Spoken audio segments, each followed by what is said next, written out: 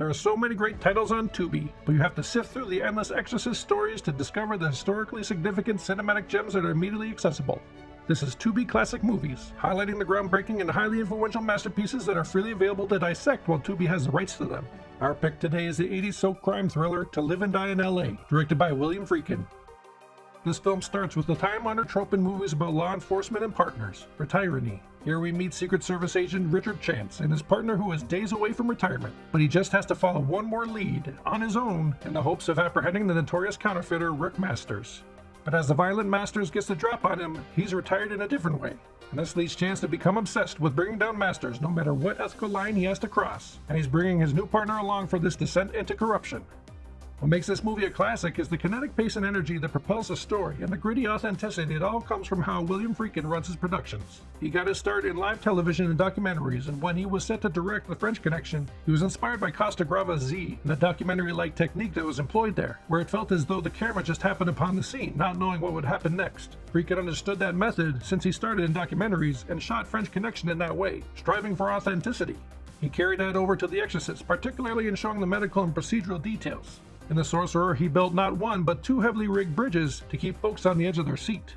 He was committed to giving audiences as true a depiction of whatever story he was telling. During the mid-80s, he was on an uneven trajectory, with the controversial Cruising starring Al Pacino, and the forgettable comedy Deal of the Century with Chevy Chase, while also being one of the first Academy Award-winning directors to get into directing music videos. But he was given a manuscript based on Secret Service agent Gerald Petchovich's novel and found it very authentic and was fascinated by the role of a Secret Service agent, both working for the President and the Treasury, saying, "It was a kaleidoscope of crime, from the importance of the country at stake to a $50 bad check."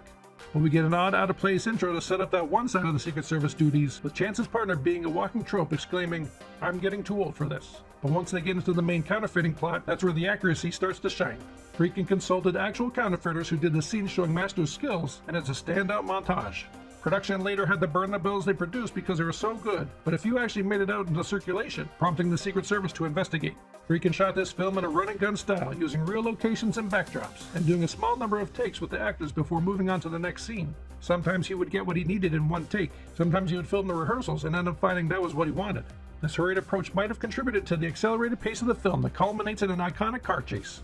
It's at a point where Chance's fixation for revenge has truly left him on a path of no return, and Friedkin saved shooting the chase until the end of production, just in case it didn't work out. According to stunt coordinator Buddy Joe Hooker, Friedkin said, "If we can come up with a chase that's better than The French Connection, then it'll be in the movie.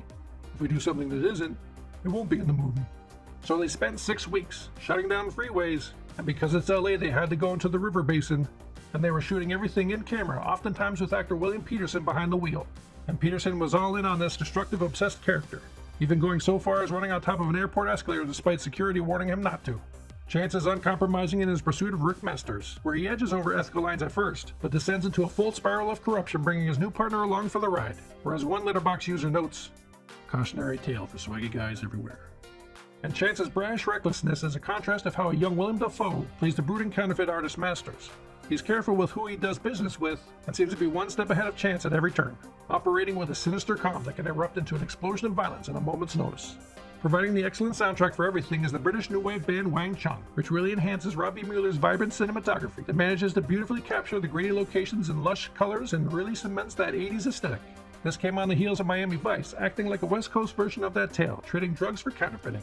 There's a mention on IMDb of a lawsuit that Michael Mann brought against the film, but who knows, there's also a mention that it's just a rumor. Although you could easily make that comparison on paper, I think To Live and Die in LA really stands on its own. It's dripping in cynicism with the moral ambiguity on display, showing that law enforcers can quickly become indistinguishable from lawbreakers, exploiting and betraying anyone they can while feeling invincible behind the badge. The criminal here is a skilled artist, while the agents seem to be living a lie, creating their own counterfeit justice. To Live and Die in LA is a quintessential 80s thriller about the high cost of obsession and the loss of moral standards amid an endless cycle of crime and corruption. And you can join Richard Chance on his wild journey of self-destruction while it's free on Tubi. And then comment below with your thoughts or ratings on the movie. And consider subscribing to see what movies we'll showcase next time. Until then, happy streaming.